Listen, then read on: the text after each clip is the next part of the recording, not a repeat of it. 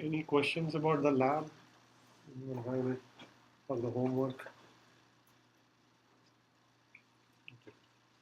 We have Piazza discussion forums and we have office hours, so stop by if you have questions. Okay, so we are going to continue the discussion from last time. We were talking about transactional systems and distributed transactions. So we are going to switch gears a little bit and go on to the next topic or the next couple of topics, which will be on replication and fault tolerance. Okay, so they are somewhat related. You can do replication or have redundancy for performance reasons to get better performance by creating copies of your data or code, or you replicate to handle failures in the system. If one node goes down, one replica goes down, other replicas can take over. So the first part of this discussion is going to focus on replication and what you need to implement in the system to ensure consistency of your replicated data. That's what we are going to talk about today. And then we'll continue that discussion, start talking about fault tolerance. That's the context in which we will talk about Paxos and other things as well. Okay, two-phase commit and three-phase commit. So today we'll talk about consistency models. So today's class is actually mostly about models and definitions rather than implementation. So it may seem a little abstract, but it's good to understand what are the techniques that are not techniques, rather this consistency models that are available to us.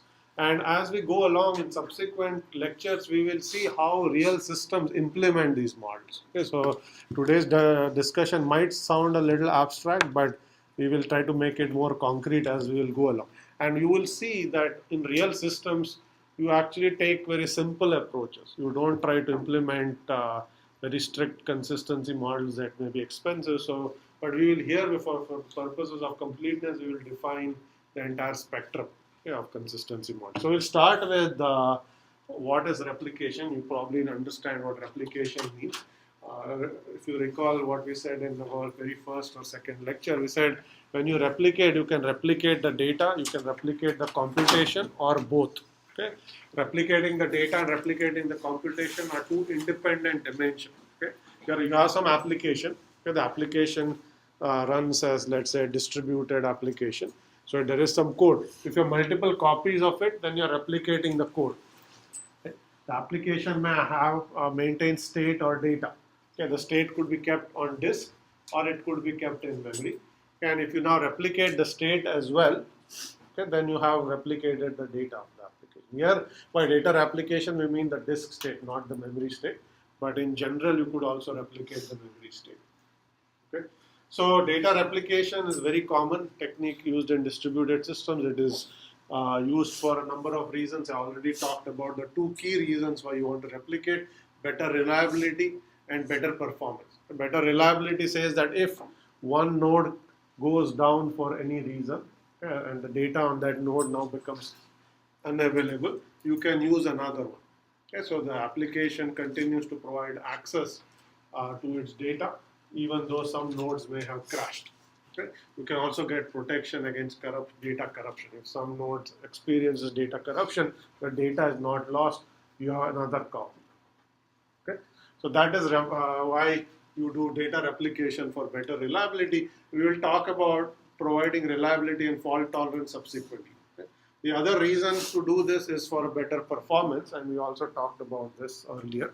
So if you have a single copy of the data, okay, the performance of your system is limited by the disk throughput of that system. Okay, if the disk can only support n accesses per second, then that's the number of requests that you can service at any given time.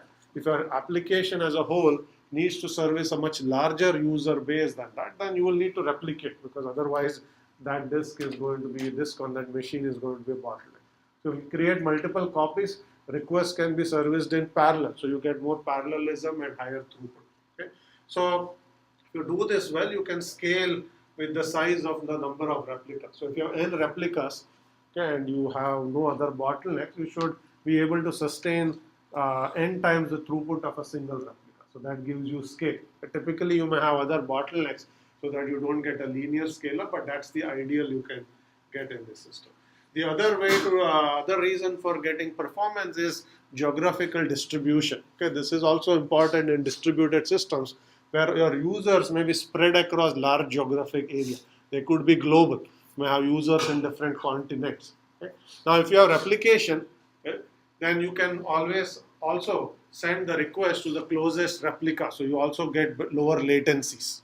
Okay, so you're trying to access, let's say, a web page, and you've created replicas of the web page on each continent. There's a European replica, an American replica, Asian replica. Then you can see where the user request is coming from and send it to the closest replica. That will reduce the latency. Okay, the farther away the replica, the more time it is going to take for that request to get to the server and come back. Okay, so you can replicate both for scale as well as scale from a geographical or spatial standpoint. We will talk about geographic replication when we talk about the World Wide Web and web proxies. We'll come back to how do you do this in that context. Okay. Now, with that motivation, there are several issues related to replication. Okay. When to do the replication? Okay. If replication is maybe done statically or it may be done dynamically. As the load goes up, you may create new replicas on the fly. Okay. So there's policy of when do you replicate. How many replicas to create? Again, if you know the load that is coming into the system, you can decide how many replicas you need. If you do not, then you may have to decide this dynamically. But in any case, the number of replicas should be sufficient to service the volume of the requests that are coming in. Okay, so you need at least as much capacity as the requests that are coming into the system. If you have less capacity than the request volume, then some requests have to be turned away because the replicas get overloaded. Okay, each replica will have a certain capacity. That's the maximum number of requests you can service. Okay, so depending on how many total requests you want to service per unit time, you need at least that many replicas. Okay, so that's the how many part. And then the last part is where should the replicas be located. This goes back to the geographical distribution of your users. Where are the users for this distributed system? Are they concentrated in one geographic area? Are they spread out? Depending on the answer to these questions, you can either put all the replicas in one place if the user base is local, and so you need to put all the replicas just there. But if it's distributed, then you can decide where to put it. Okay? You can say you have one replica for a continent or one replica in each region. So you may have one on the east coast, one on the west coast, just as an example. Okay? So all of these decisions have to be made when you decide to employ replication in your system. Okay, but today we are not going to talk about any of these topics. Okay, we will come back to this in the context of our case studies when we look at the World Wide Web or some other systems that are large. We will look at how they have implemented specific replication policies. But here today, as I said, we are going to look particularly at this problem of consistency and look at consistency models or have definitions of what kinds of consistencies you can provide. Okay. So consistency is a problem that arises whenever you have replication. Okay. So you created multiple replicas. Okay. Now you need to keep them consistent with one another. So what does that mean? Okay. The replicas have data. Okay. Let's say data is either read or written to. So if you make a modification to some data item, okay, in your system, and there are multiple copies of the data item on different servers, you want to ensure that all of those copies see this update, see this write. Okay? If you update only one copy and the other copies are not updated, they will be out of sync. They will be inconsistent with respect to one another. So requests for the data item to these other replicas are going to see stale data, out of date data. Okay? Think of web pages, for instance. If a web page is updated at one location, but copies of that web page is not updated at some other location. It could be a newspaper with breaking news or some such thing. And then users going to these other replicas are going to see an old version of that web page. That's an inconsistent result from a user perspective. So whenever you have replication, you have to ensure consistency. Consistency is going to ensure that you basically get the freshest copy of a data item. So how to do that is the implementation. What consistency guarantees to provide are the semantics. Okay, so today we are going to talk mostly about the semantics. Okay, what kinds of guarantees to provide. And we'll see that there is a whole spectrum of guarantees starting from the most ideal scenario to some very weak guarantees that you can provide that are nevertheless useful. Okay, so that's basically, and the implementation of it, again, when we talk about replication, we will see what are practical implementation approaches. Okay. Now, from the perspective of designing the system, there are two places where you can implement consistency. One is at the application level, the other is at the middleware level. That's what these two figures show. If you do this at the application level, then it's the application's job, the application designer's job, to decide what consistency guarantees to provide and how to implement consistency techniques that provide those guarantees. It's all done at the application level. Okay. On the other hand, there are many middleware systems that will do this for you. So you, the application programmer, don't have to worry about it. You just write or read data items, and the middleware takes care of figuring out where are the replicas and how to ensure that the replicas are consistent and all of that. So that's implemented at the middleware. Regardless, you still need to define what consistency guarantees are needed and how to implement them. Okay? All this is saying is you can implement them in one of two places. Okay? So I want to distinguish between this notion of replication and caching because they're somewhat related, okay, in most systems. Okay? So you could, rather than having multiple copies of a data item, okay, another way to achieve scale is you have a single copy of a data item, but you have a cache that caches copies of this data item as well. Okay? So even in that case, your data item is replicated, but in caches, not at the application level. So caches are performance optimization. Okay, so basically, whenever you have a cache, if a request comes in, you first look in the cache. If the data is already in the cache, you service it from the cache. If not, you go to the origin and get it from there. Okay? So caches also provide you a form of replication. Okay? And if you have caching, again, you need to ensure consistency of caching. Okay? So you can get performance or scalability either by employing a cache, in which case you don't need to change the application. You have the application as is. You just deploy a cache that may be distributed that caches copies of the data. There are many scenarios where this is an approach that is actually widely used. So you don't have to go and complicate the application design. If you implement replication at the application level, and the application design itself has to change to handle multiple replicas. Okay, alternate approach that employs caching is the application is centralized. The cache is distributed. So then you are doing replication at the caching level.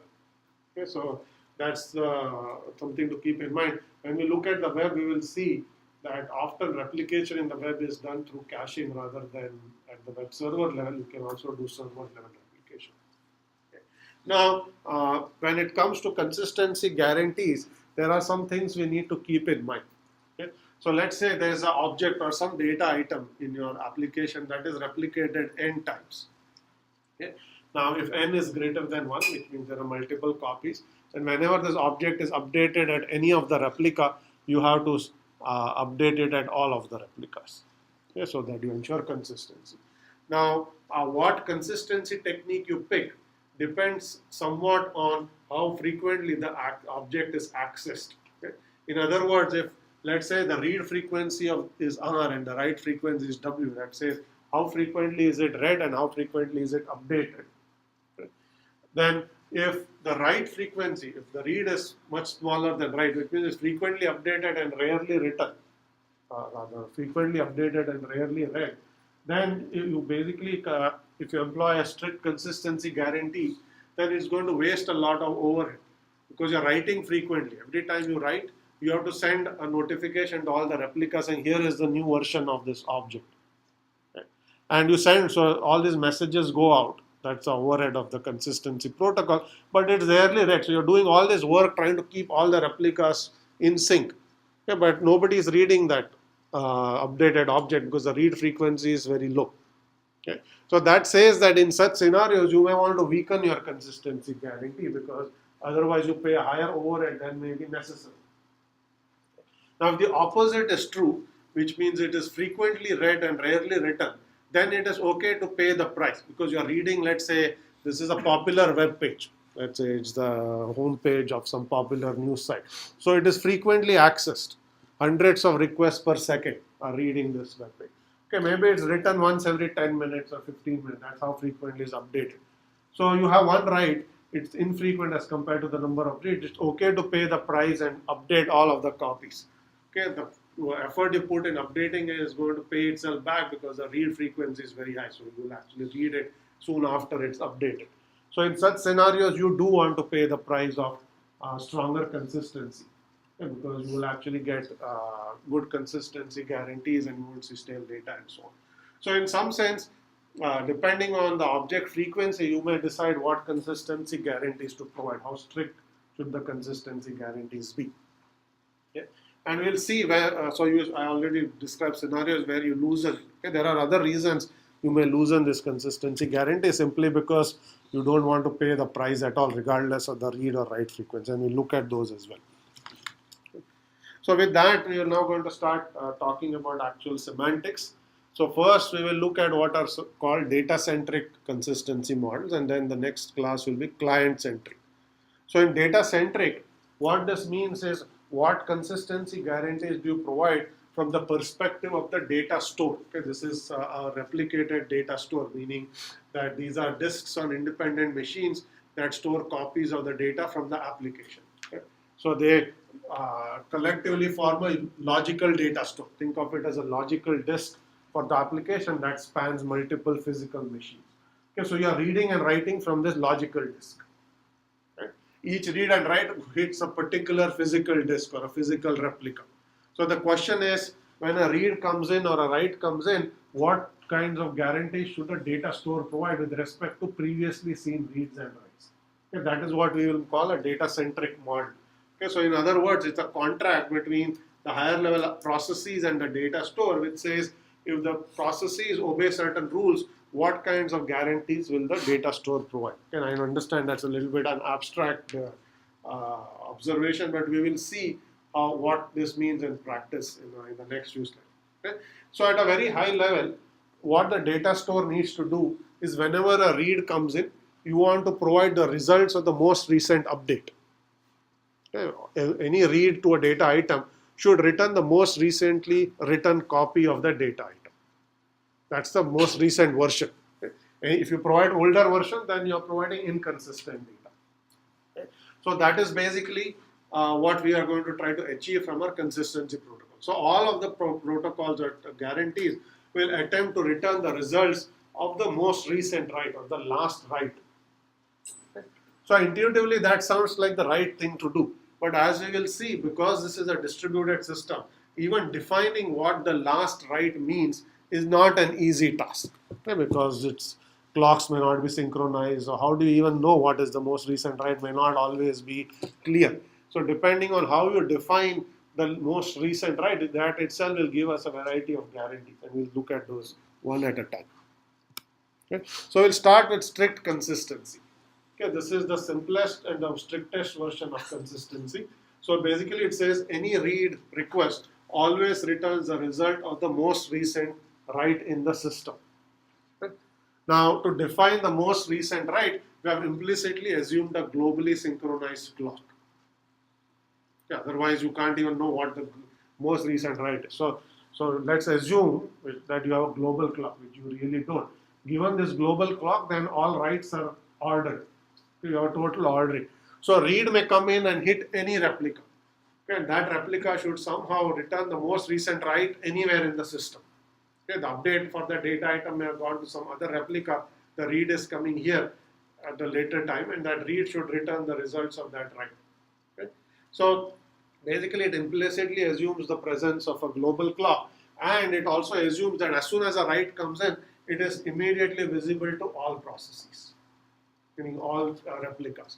Okay, now that is a strong assumption because that is going to be difficult to achieve in real systems. Okay, can we think about why it is difficult to achieve? Yes. So, I mean, unless all processes are connected to the exact same replica, then they're all going to be on separate replicas, and you'd have to, send the data out to all of them. Yeah. So not all processes are connected to the same replica. Clearly, we have a distributed store. Okay, so we have, and we haven't said anything about how far away these replicas are. These could be separated by internet link connection, right? So one replica could be in one continent, another replica could be in another continent. We haven't said anything. We just said these are replicas, and they could be separated by a LAN or a WAN. It doesn't matter. Strict consistency says anytime a write comes in, so let's say you write to data item A, okay? Any read anywhere in the system, okay, subsequently should return the version of A that was returned to by this write. Okay? Now the reason it is difficult to achieve is you have at least, okay, some network delays. Okay? So let's say this write comes in. And now as soon as the write hits this replica sends messages to all other replicas saying, here's the most recent version of it has been updated. Okay. So here it will basically send, let's say we'll just forward the write. That's the simplest thing to do to this other replica. Okay. Now that is going to traverse a network. Okay. It is going to take some finite amount of time for that write to propagate from replica 1 to replica 2. Okay. What if the read actually comes before the write has propagated to the other replica? Whatever that time is, let's say it takes 1 millisecond for that write to traverse the network and reach the other replica. Okay, so what if this read came half a millisecond after this write? Even before the message has even reached the other replica, your read has come in.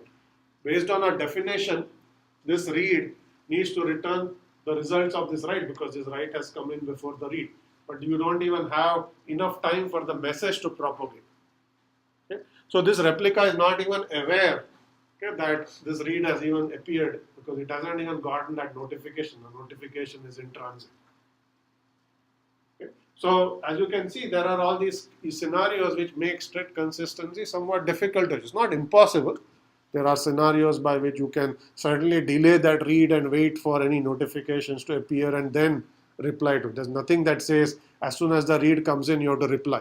You can certainly wait, okay, but you don't know how long to wait and so on. So if you immediately return the results, then you would basically not be providing strict consistency because the write has appeared and the notification of that write is still in transit. It hasn't even reached that replica.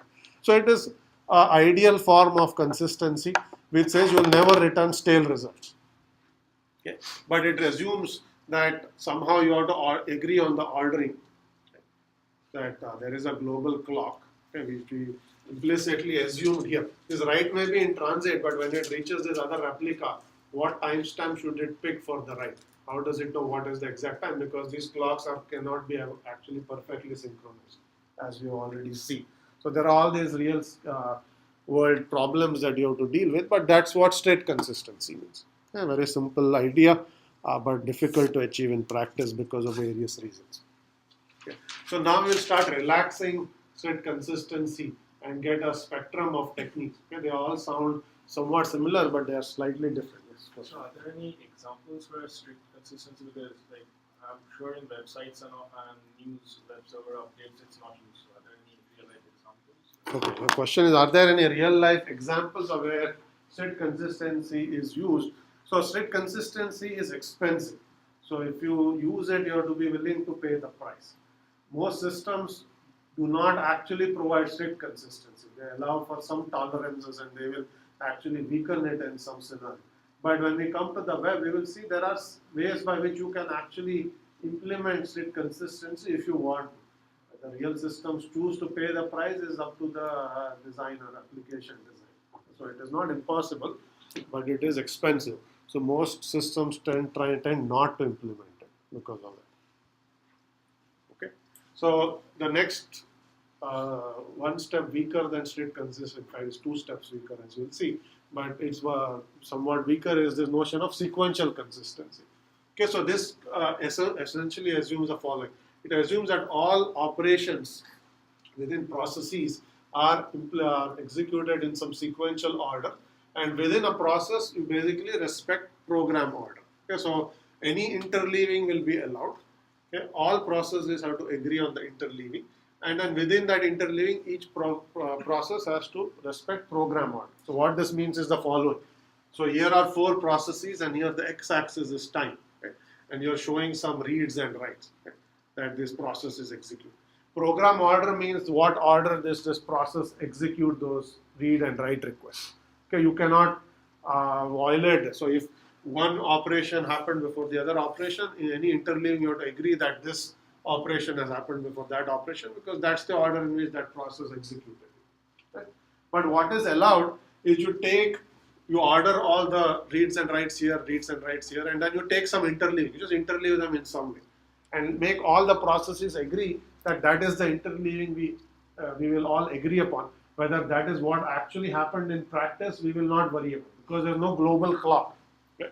So what that also means is, let's say here you have a write for this process and a write for this process. Okay? Now, if you had a global clock and you time order, you can see this write has actually come before this write. Okay? But in reality, you don't have a global clock. So within these processes, you can then order them in either way. Okay? And so long as they all agree that that's the order, so you can interleave them as this write followed by that write, or that write followed by that write. And so long as you agree on it, you are fine. Okay? So what you can see here, okay, is the first read at P3 is returning B, and the second read is returning A. Same is true here. Okay? So what this means is the order that these four processes have agreed upon is that this write happened before this write, even though in real time it was the opposite. But they said, we don't know what actually happened, because there is no perfect clock synchronization. We just have to agree on some ordering, and we'll just agree on this ordering. And so that is also allowed in the case of sequential consistency. So you will see, why is this a weaker form? If you had strict consistency, you would not have allowed this. You would have always said this read should always return at least A and then B, never B and then A. Okay. If you have written B and A, that means that this replica is first seeing this write and then that write. Okay. So it's seeing the writes in a different order than that are actually occurring. But this is referred to as sequential consistency, because what you are doing is you are respecting program order.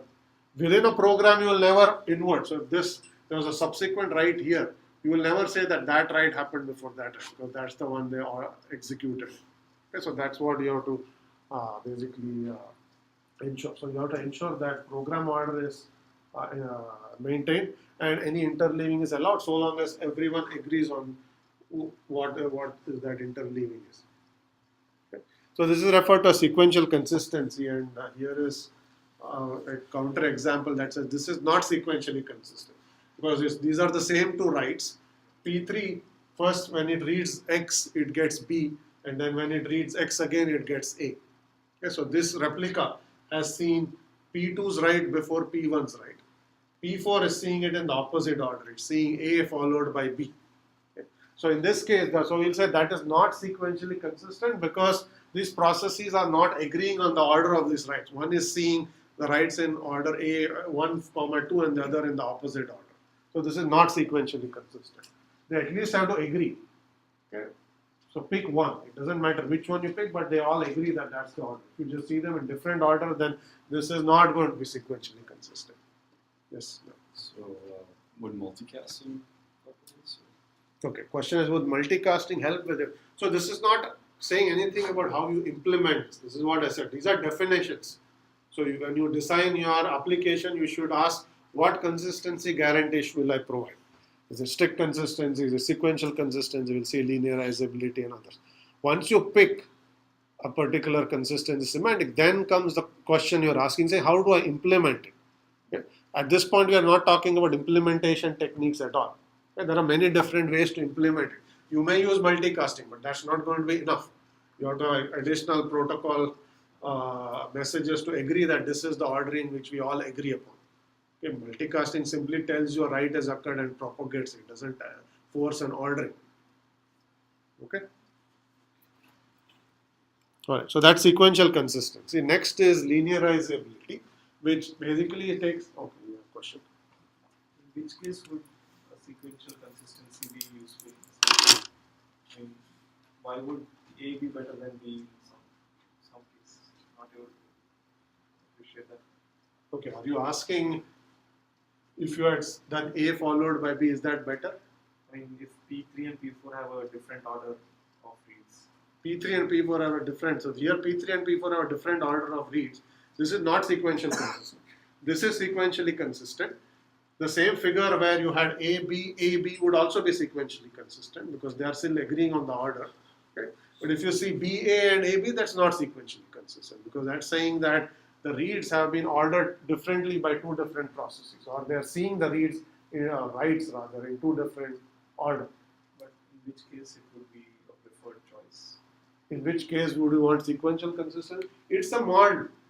Okay, whether that's what you want, it depends on the scenario that you use. Okay? So I can give you a counter example of where you don't want something like that. So let's say that's a banking database. Okay, and so these are these are replicas of the bank database. So let's say these are transactions happening on the bank database. Okay? So now what this is saying is you're seeing the transactions in two different order. Okay? Let's say the transactions, one is you're making a deposit and then you're making a withdrawal. Okay? And for reasons of just sort of hypothetical reason, let's say the deposit exceeds the current bank balance. So if you make the deposit, rather the withdrawal exceeds the current account balance. So if you process the withdrawal first, your bank balance will go negative and you will decline the withdrawal because you don't have enough money. But if you let the deposit go first, then you will allow. Right? So in this case, now if these two replicas see them in two different order, you will have inconsistent result. One will say this shouldn't have happened at all because you should have declined it. The other one would say this is okay. Right? If you do this, they will either agree that the deposit came before the withdrawal or the other way around. And either they will both decline or they will both accept. But you won't get inconsistent result. That one replica says this should not have happened, I should decline this order, and the other one says no, it's acceptable. That will get you into some inconsistent state. Okay, so that's a counter example of when you don't want it to happen. Now, what are scenarios you want it to happen? There may be wide number. Okay, is that clear? Okay. Now, going back to the same example, if you could globally order when the deposit and when the withdrawal came by a global clock, then you will always basically have the right answer. But in some cases, if they're being made at different places, the clocks are not synchronized, they're approximately at the same time, you can't figure out which of the two actually came in. So you have to just agree on one. Customer may or may not be happy, but bank will say, this is the order in which we received it. Okay, so that's basically the way it will be. Okay. So next up is linearizability. This is actually stronger than sequential consistency. So this is between strict and sequential because it does everything that sequential does and it adds more conditions. Okay, so in particular, what it also says is you do whatever sequential consistency did, you agree on or interleaving and so on.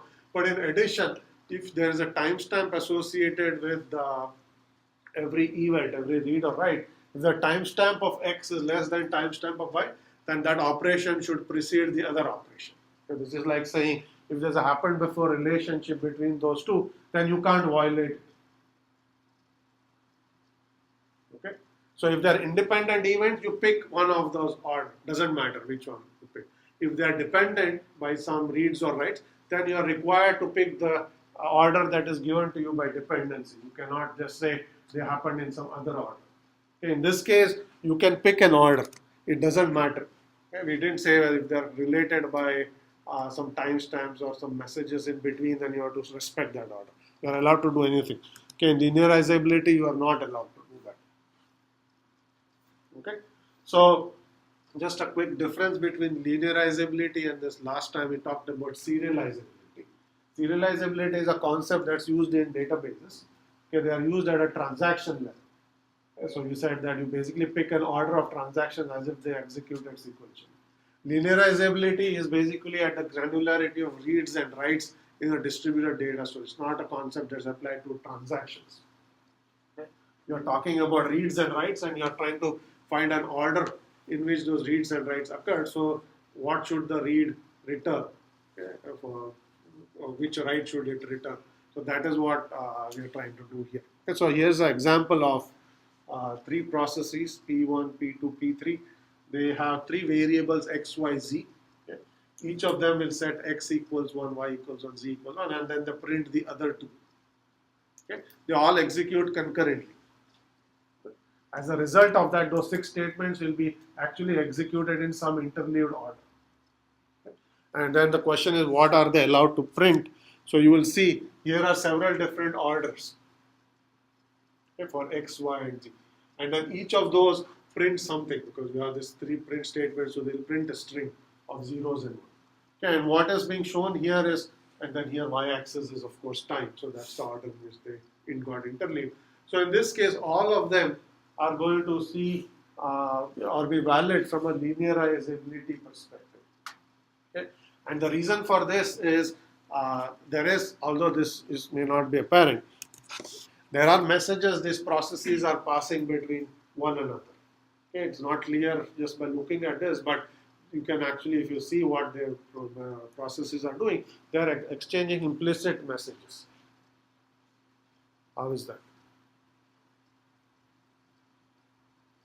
Just printing a variable that's present in the other process. Okay, so x, y, and z are shared variables in this case.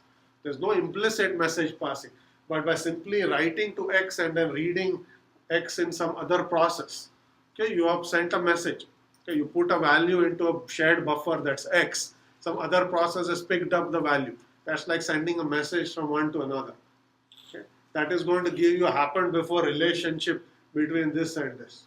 Okay, in particular, if you have x equals to 1, any subsequent print cannot print a value of 0, because you already wrote to that and now you're reading from that shared buffer, so that's a message. So this should always return at least x equals 1.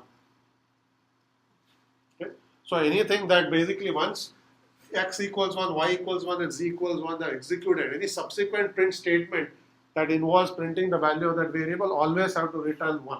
If they return 0, then they will violate linearizability, because they will violate this condition saying if timestamp of x is less than timestamp of y, then that operation proceeds. Okay. Is that clear? So this is also reads and writes, although we have shown this as assignment. This is basically a reading and writing memory variables, not for reading or writing to disk. But it says if you have written and then subsequently you have read, then you better at least get what was written, not something that was old. Otherwise, you will violate linearizability. Okay. So here is yet another concept that looks similar to linearizability, which is called causal consistency. And that also says causally related writes must be seen in the same order. Same kind of concept. And you will see here, so this was like the example we showed before. So you have 2 writes. Okay? But these 2 writes are preceded by a read here. Okay? So you write the value a to this variable x, then you read it here and you got a. Okay? So this process has now seen that write. Okay? That's basically implicit message that has gone from here to here. Okay? And now it has subsequently written b. Okay? So these 2 writes are now causally related, okay? Because this write has happened before this write, or rather this write has happened before this read, because whatever was written here has been read. Okay? And then clearly these 2 are related because they are events in the same process. So this write has happened before that write. Now that you have that implicit ordering, you actually have to ensure that any 2 reads will always read A before B. You cannot have the opposite order, in which basically what that says is this is not permitted. Okay, here you are actually seeing this write first and that write later. Okay, that's not permitted. So you basically want to be always A, B, at least. Okay, is that clear? As to why they are causally related. Because of this read, they are causally related. Okay. Here's a scenario where we remove that intermediate read. Okay, this thing is gone. Okay, so now you have 2 writes, and now they have become independent writes, because there is nothing that is linking these 2 processes. So you write here and you write there. Okay. Since they are independent, then you can see them in whatever order. You don't even have to agree on the order.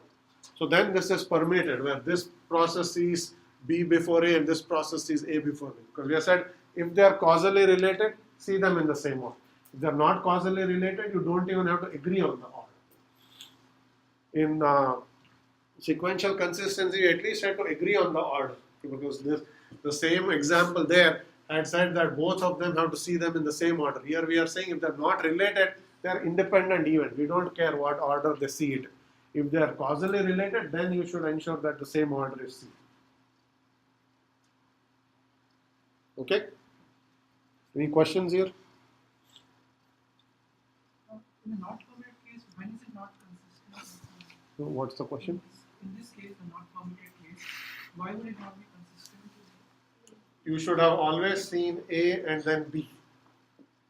Because this write has happened before this write. Yeah. If you actually do two reads on this data item, if you first return B and then return A, that says that you saw the second write before the first write, which is wrong because you should have seen them in the same order. Okay? Because this write happened before this write, so you can see A, B. You can also see B, B. Two reads could return the same value because you may basically the second write may overwritten the first even before the read happened. But what you don't want is the opposite to be true. Okay, so that's the spectrum. We have some other techniques that are coming up. There's one more called FIFO consistency, which just says, just forget about ordering across processes. It's too complicated, can't figure it out. Just ensure that you order only within a process. Okay. So I don't know what is happening across processes, but as far as single process is concerned, I see the writes from that process in the order in which it is executing. This is referred to as FIFO consistency. Writes from a process are seen in order. Writes from different processes could be seen in different order. Okay, so you don't even assume whether they're causally related or not. It just says respect program order. Okay. When process 1 writes to a file and then writes again to a file, I don't want to see the second write before the first write because they were from the same process. That's all I'm going to infer. What has happened across processes is too complicated to figure out. So this is a very weak form of consistency. Okay, it's called FIFO consistency. So does that mean that the processes don't share any timestamps or they don't have any logical clock scenario in them? Yeah, FIFO consistency doesn't require you to do any real logical clock. All that it requires you to do is you can simply have a counter in each process, and then you basically, as each write occurs, you increment the counter. So you want to ensure that anyone else sees those writes in that order. That's all. So you don't have to exchange messages or do anything like that. Okay. So now, although all of this is sounds good from a definition standpoint, but many systems don't even implement this weak form of consistency. They basically say doing it on a per write basis is too difficult. So let's not even bother. Let us do it at certain points in time of the process execution. So for instance, if you have synchronization primitives, if you say take a lock or enter a critical section or exit a critical section, let's not assume let's not worry about what happened before. Before entering a critical section, take a pause, ensure everything is consistent, and then enter. Okay, and then do whatever you want. Okay. So this says rather than looking at it on a per write basis, I just synchronize at certain points in time. So what is happening between the synchronization points, we don't care. Okay, so essentially you will see you could do this either at entry points of the critical section or exit points. Okay? You can say when you exit a critical section, you take a pause, you make sure everything is synchronized, or just before you're entering, you decide I synchronize everything. So depending on this, you will get what is called either entry consistency or release consistency. But what both of these do is they don't look at individual writes. They just look at certain points in times of execution of the process and say, pause the execution, make sure everything is synchronized before you enter. So then whatever you do inside the critical section will be consistent. Okay, you don't have to worry about on a per write basis. Okay, so this gives us this big table of various schemes. They are sort of roughly ordered from the strictest to the weakest. So we started with strict consistency, and we looked at linearizability, sequential, causal, FIFO. Those are all sort of 4 different forms. And then these were not on a per write basis. Here you are doing it on a per critical section basis. So this is a weak form of consistency, and you can do either at release time or entry time. So you synchronize everything either at entry time or release time, all the data stores. Okay. So this is a spectrum of definitions. Okay, starting from strict to weak. Okay. Now, as I was saying, we haven't said anything about how you implement any of those. I haven't given you any algorithm. These were all definitions. Okay. So, as it turns out, implementing even these weak forms of consistency can incur substantial overheads. So many systems don't even go that far. Okay. Though what they simply do is what is called eventual consistency. Okay, eventual consistency is just a nice way of saying there are no guarantees at all. Okay. Basically, it says writes will be propagated to data stores. Data stores will be eventually consistent. There are no guarantees made on when you update a data item, when does it propagate. Okay. That will happen eventually. That's all you say. Okay. So until it's consistent, data will be stable, and that's okay. Okay, that's basically, so most of the systems, the actual systems actually use this form of consistency. It's used in many different scenarios. Real systems also use eventual consistency. So what happens, so here, so DNS and many other examples. So here the way eventual consistency is implemented is very simple. This is also referred to as pairwise exchange. So there are n replicas. Okay? So the way you actually go about doing this is randomly replica I contacts replica J. And say, I talked to you yesterday at noon, send me all the updates that you have seen since noon yesterday. Okay? And then you exchange. And then you say, here are the updates I have seen. So you do some pairwise exchange. So randomly you will basically propagate changes every once in a while. Okay? How frequently you do this, none of that. So you can do it once an hour, once a day, once every 5 minutes. It's up to the system. Okay? So no guarantees on when changes will propagate. They can propagate eventually. Okay? This is often used in DNS. Okay, so if you actually have registered a new domain at any point, when you register a domain, your domain registrar will say it may take 24 hours for these changes to be visible. The reason for this is DNS uses eventual consistency. The master DNS server where you made the update has the change, but it will slowly propagate. That DNS server will eventually talk to some other DNS server saying, here are some new registrations, take them. And then they will propagate through the system. Okay? On an average, these servers talk to one another every few hours. Okay? Which is why I say it may take up to a day before it is visible. Okay? So until then, things may be out of date. Depending on which server you pick, it may say, I have never even seen this entry or I have seen this entry. You may get inconsistent results. After a while, everybody sees those changes and things are consistent again. Same is true if you actually have used a Unix system to change your Unix password. Okay, because the password database is also replicated. Okay, when you change a password, your updated password goes to one replica. Okay, it doesn't immediately send it out to other replicas. Every hour or every few hours, they talk to one another saying, send me all new updates. Okay, and then they replicate. So you will actually see this happening if you go and change your password on one machine. Okay, and you walk to some other machine, and you try to enter your new password, it may not have seen it. It will actually say incorrect password and force you to use the old one because that machine is talking to another replica of your password database, which has not yet seen the change. Now, all of these from a human perspective, you just deal with this as a minor inconvenience. But from a system perspective, it has vastly simplified your system design because you are saying that I'm not going to provide any real consistency at all. So eventually things will propagate through the system, all the updates, and you will see them. Until then, you have to deal with some inconsistencies. Real systems actually use eventual consistency quite a bit. We are going to come back to it and talk about ways to do this. I already mentioned that is cheap to implement and so on. So, okay, so one important difference here is in eventual consistency, because things are out of date for some arbitrary periods of time, you may get what are called write-write conflicts, okay? Where the same data item is updated in two different places more or less at the same time. So as changes propagate, they will conflict. Okay? And then it's left to the user to deal with this. Okay? So eventual consistency is used in many different scenarios. So another example of eventual consistency is shared calendars. Okay, let's say you have a Google Calendar, okay, and then you can access the Google Calendar on your browser. Let's say you also have it on your phone. Okay. What you could do, or you could try, you could actually go and make an appointment on the browser version of your calendar. Okay. Let's say you book an appointment for noon, okay, and then you go to the phone version of the calendar and you put a different appointment for noon on the same day. So you have now made two different appointments, okay, on two different systems in the same calendar. But because these systems are using eventual consistency, your phone doesn't immediately propagate this change to the server. It may take 5 minutes, 10 minutes. After every so often, it will go and refresh. At that point, the change will go. Same thing with the browser is going to update the server, but it's not pushing the change.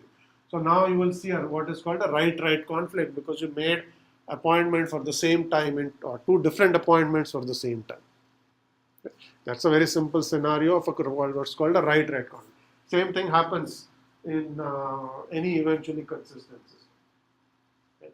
In particular, if you go and change your password on two different machines that are tied to two different replica more or less at the same time, you'll get another write-write conflict because your two versions of your new password floating around, most servers don't know which is the more recent one and things will go out of sync. Okay. So this problem will occur simply because you are not using any stronger forms of consistency. You updated the same object twice before the changes had fully propagated. And the system doesn't know which is the more recent one. It will simply flag it as a write-write conflict. Okay. And this kind of scenario we'll see over and over again in any system that actually use eventual consistency. Okay, if you use Dropbox, you will see the same problem. If you are actually have a Dropbox to share documents, you can open a Word document on two different machines, okay, and write to both and then save them. Okay, and because they're eventually consistent, they'll try to synchronize eventually and see that the same document was changed twice more or less at the same time. It will create a conflicted copy. Like, I don't know which is newer. There are two changes. I don't know which one to overwrite. And it'll just throw up its hand and so you figure it out. So we'll come back to eventual consistency in a little bit. But there are some other definitions to provide which are client-centric. Okay, just some very quick ones. So client-centric definitions say rather than ordering reads and writes from the perspective of the disk or the data store, why not order reads and writes from the perspective of the client? If a client has seen some version of this file, when it reads it again, what should it see next? Forget about what the data store is doing. Why not look at it from the perspective of who is reading and writing, the processes of the client? Okay, if you have guarantees of those sort, you have what are called client-centric consistency models. Okay, there are some simple ones. Okay, so there's a definition called monotonic reads, monotonic writes. Read your writes and writes follow reads. Okay.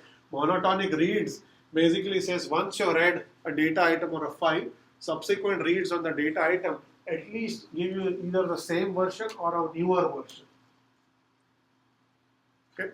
So once you read a file, you cannot get an older version. So you may ask, why would I even get an older version to begin with? And there's a figure here, it should have been on the next slide. Here is an example. Okay. Here is a distributed data store. Here's a client. Okay. Client reads the file.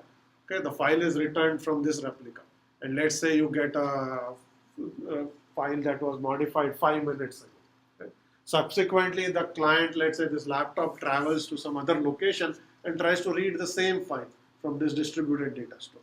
If you have monotonic reads, this replica is not allowed to return any older version of the file than was retrieved here. It has to at least give it that version or a newer version. Okay, it can't say, I don't have anything newer, I have yesterday's version. That's not allowed.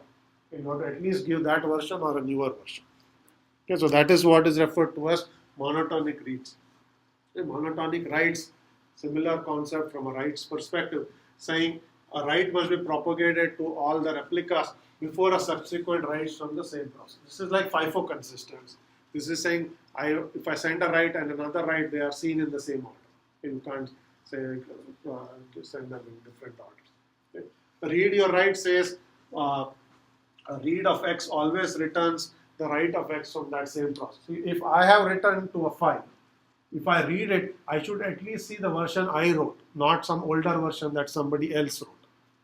And that is what is called read your writes. Okay, if I modified, at least give me the version I wrote, regardless of which replica I connect to. Okay, don't give me an older version that somebody else gave. Okay.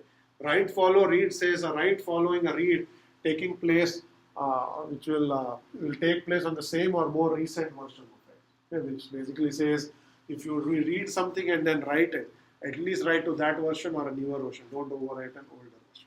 Okay, very simple but small variants of the same idea, which basically says look at it from the perspective of the client. If you have shown the client a certain version, client goes somewhere else, don't give him an older version subsequently. At least give that version or a newer version. Yes. Does this make use of client-side caches for achieving this? Okay. Does this make use of client-side caches? Again, implementation issue. You may have caches which cache at least that version that will allow you to do this. You may not have caches, in which case you would have to implement this from a system perspective. The system would have to somehow track, this is client X. What has the client X read until now? Okay? And make sure that any version that is returned is at least that version, not an older version and so on. So you could do it using caches, could do it using some other techniques. Okay, so now we'll come back to this notion of eventual consistency and see how to implement. So until now everything was definitions. Okay, this is the only implementation we are going to see. Okay? And the only reason I put this up as opposed to implementing strict consistency and so on is I said they're far too expensive. Most systems actually don't use it. Some do, but most of them don't. Many of them simply do this very trivial form of eventual consistency. Okay? Now, one way to implement eventual consistency is notion of epidemic protocol. It is a broad class of protocols that all implement some form of a eventual consistency model.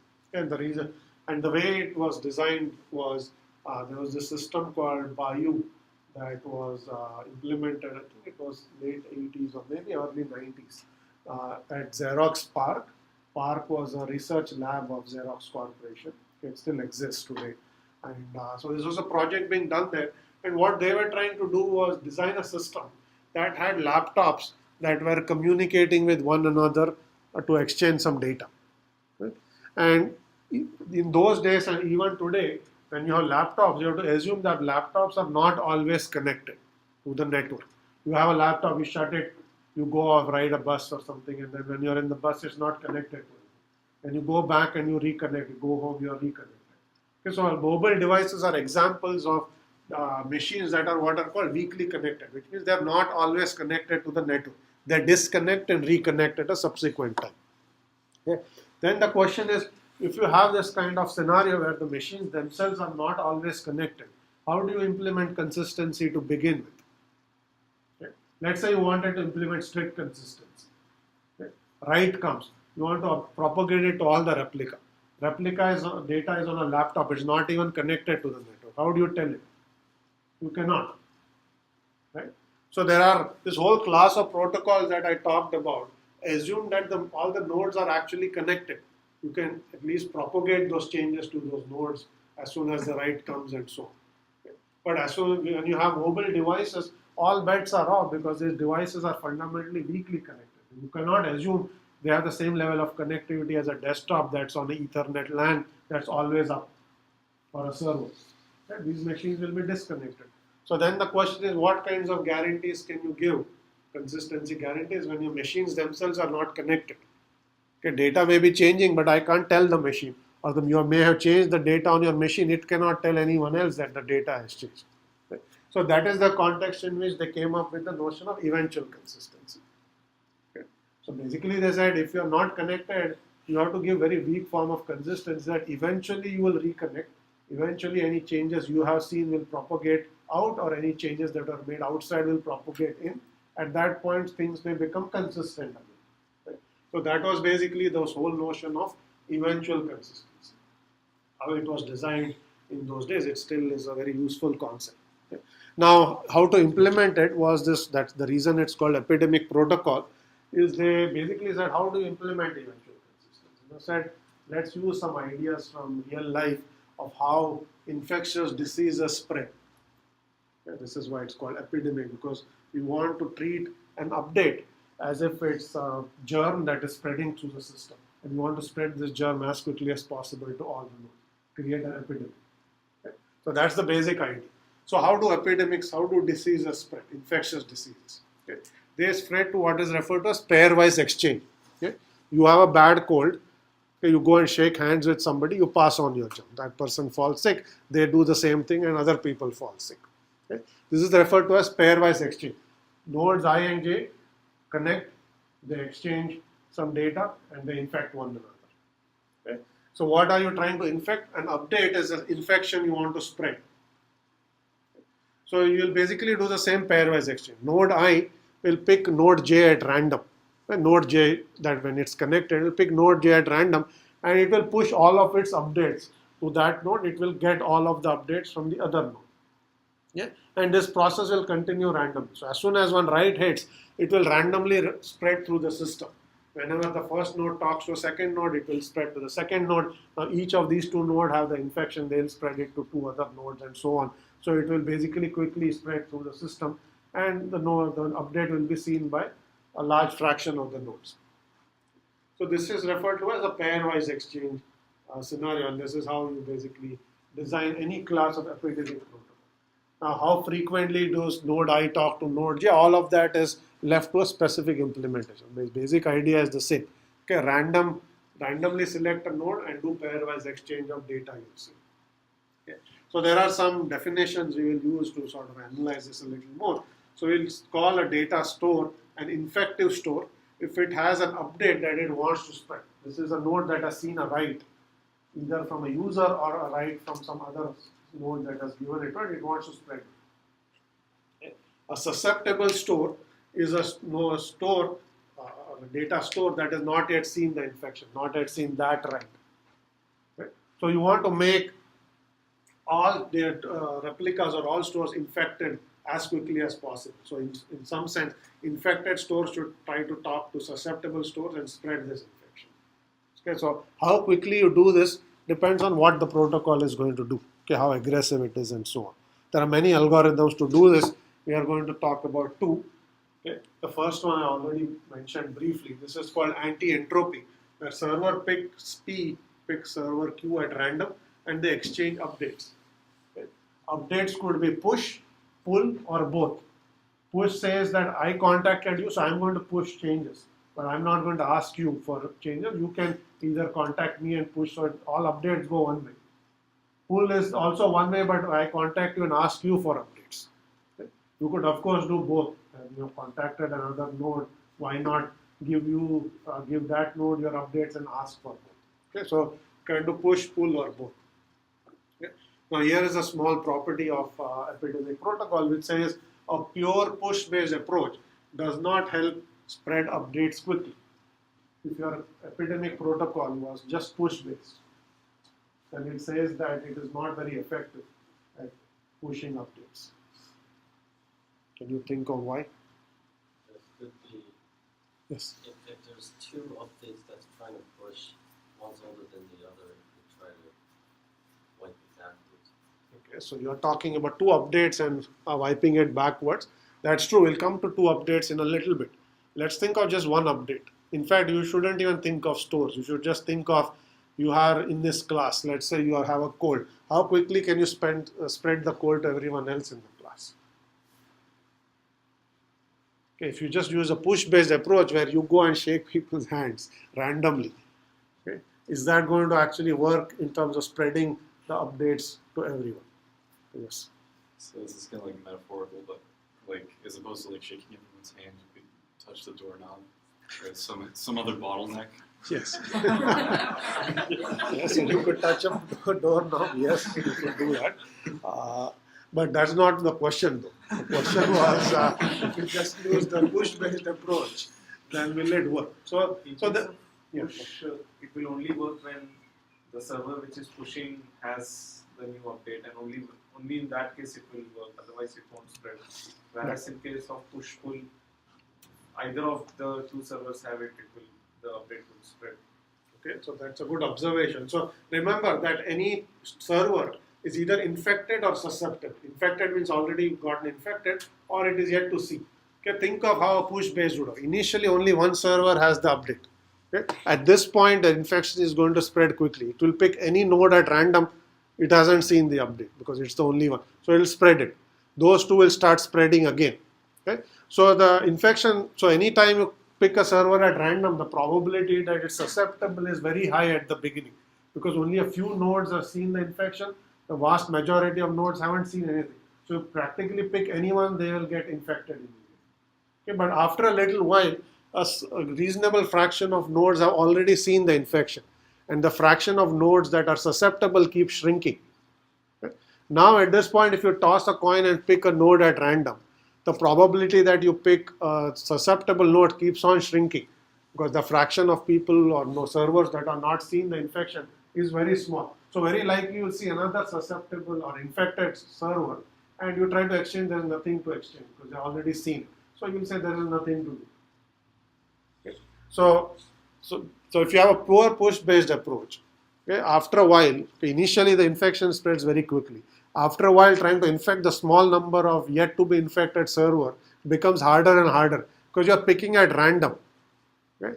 And if you have 100 nodes and only 2 are yet to be infected, okay, the probability that you toss a coin and pick a server, with high probability you'll always pick another infected server, not the susceptible one. Okay? So that's a pure push based. If you had a pure pull based, the opposite is true. Okay? Which means in the initial phase, there's only one server that's infected. Everybody is not infected. So you toss a coin, pick a server at random saying, do you have an update? Server will say no, okay, because there's only one that has the update.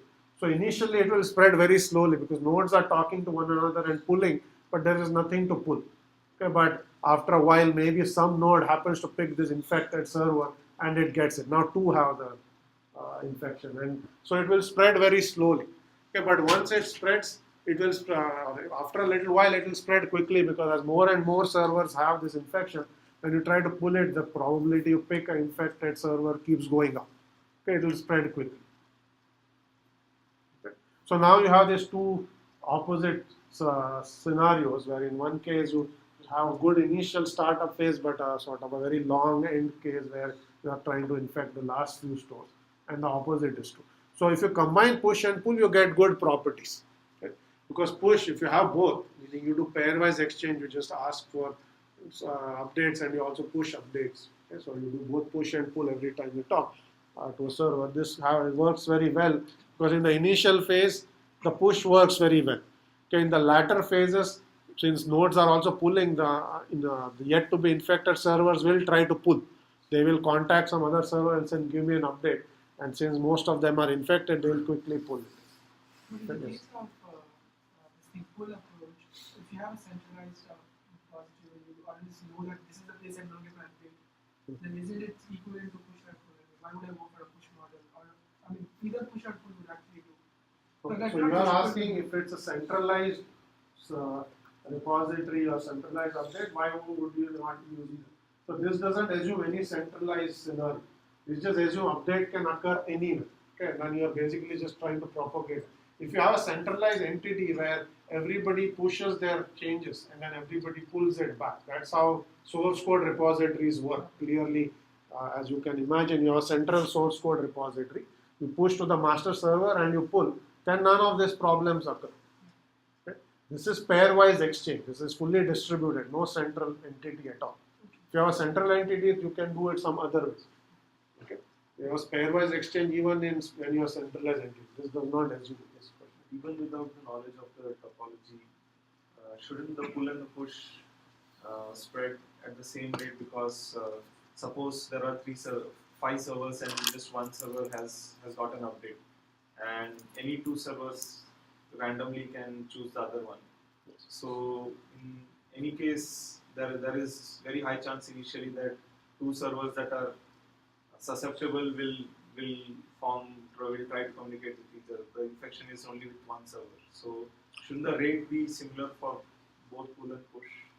So in push, the initial phase it will spread faster. Because push says, if I contact you, I'm going to push my changes. If you have changes or not, I'm not going to ask you for that. I'm only going to push.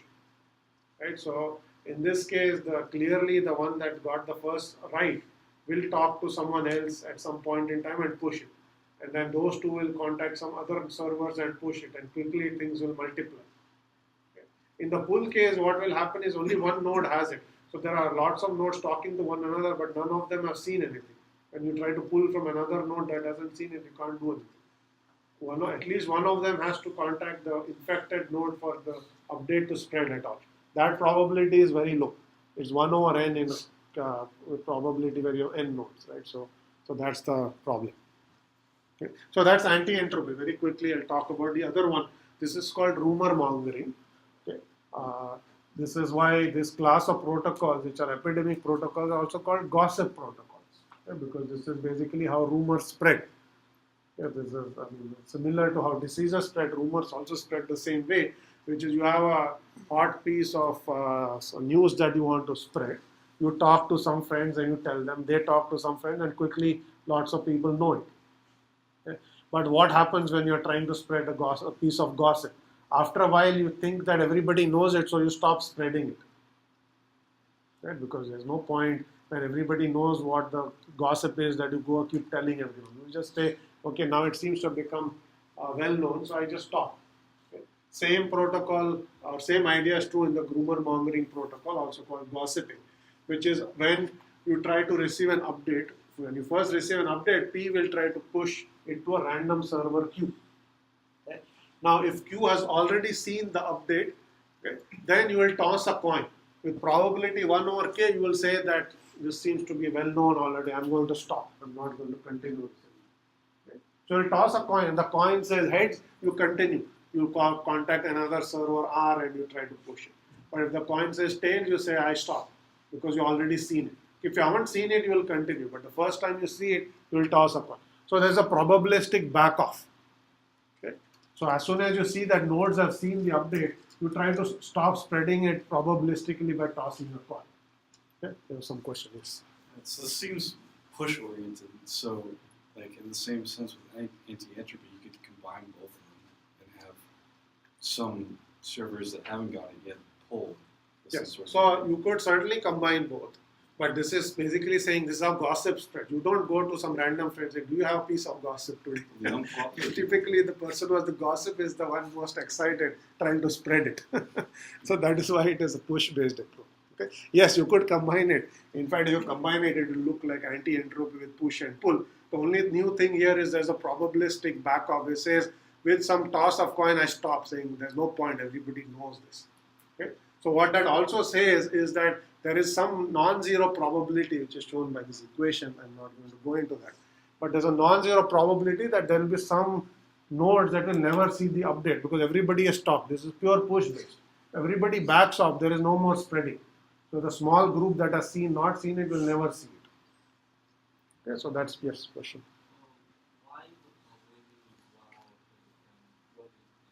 Why is it 1 over k? K is a parameter you pick in the protocol. If you pick k equals to 2, then you toss a coin, the probability half, and when you encounter a server that's seen, you'll back off. You can make it as aggressive or as loose as you want. You can pick k to 1000, which means that even if you're seeing it, I aggressively try to contact and keep pushing.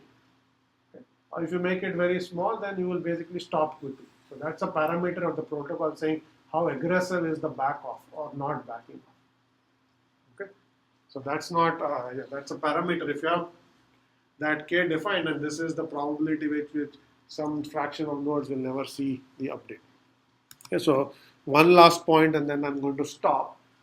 That point has to do with deleting data in an epidemic protocol system. So we talked about how you update data items. Okay? Now, when you delete data items, there are some interesting consequences that result from it. Okay? So let's say rather than updating a record, you delete it. Okay, it's gone from one store. Okay? Now this store is going to contact another store saying, do you have anything that I don't have? Okay? Now since this is the only place that has seen the deletion, that other node still has your record. So that node may say, I have a record that you don't have, and then you pass it back, and this deleted data item has reappeared in the system. Okay? The problem is you need a way to distinguish between deletion and the first creation. Okay? When node A contacts node B, okay, and say, I have these records, you have some other record, what is the diff, and you just exchange the diff, then you cannot distinguish between a deletion and a creation. Because if deleting it, I no longer have it. Somebody else has it, so it looks like new to me, so I'm going to take it back. Okay? So that's a problem with epidemic protocols, and you have to treat deletions carefully. You can't simply do what you do, like delete a file, it's gone. Okay? So the way you do it is, you basically, when you delete it, you assign a death certificate to the data item. Meaning you keep the data item, but you mark it with a special label saying deleted. So you treat it as an update to a data item, saying the data item exists but in a deleted form. So you now spread that update rather than simply erasing it from your store. Because if you erase it, it will reappear. Okay, and you can never delete in that sense. Okay, so this is referred to as, you treat deletes as updates by saying this is a file, it still exists, but I mark it deleted. Okay, that's an update.